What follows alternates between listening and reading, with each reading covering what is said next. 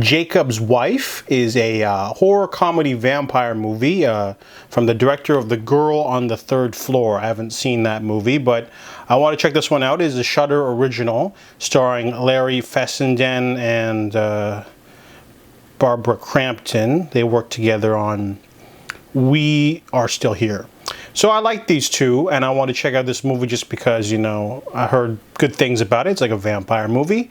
However, this movie isn't that great.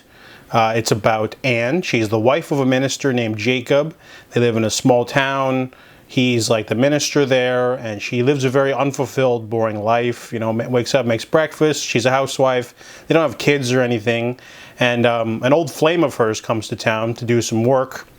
And they go off and they have a little bit of a makeout session. However, she gets violently bit by the master, which is this ancient vampire that turns her into a vampire as well. However, she's trying to fight the urges, finding other ways to sort of satiate her bloodlust. Meanwhile, there's other vampires around there too. Eventually, Jacob finds out, and then they have to have a final confrontation with the master to sort of release the threat. So this movie isn't scary. It's one of the biggest things that a horror comedy can do to fail. The movie's got some pretty good gore, some cool visual effects. I like the design of the master. It's like this like old school Nosferatu kind of like thing going on. Lots of blood in the movie, maybe too much blood.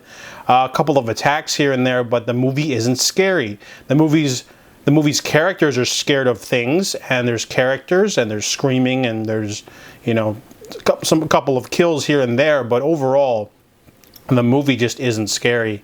And when you take away that, the movie's not even that funny either. It's got a couple of dark humor moments here and there, but honestly, they sort of should have maybe tried to at least explore the whole midlife crisis theme a little bit more, because that's what they're going for, right? The vampirism is sort of a metaphor for her unfulfilled hopes and dreams. They don't really explore that at all because they spend a lot of the movie wasting time, you know, sort of just pussyfooting around until we get to the big confrontation with the master.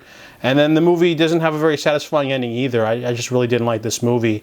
There's nothing like technically wrong with it. Like the acting's okay, performances are fine. Just the story doesn't hit any scary high or funny high at all. The movie's just very bland.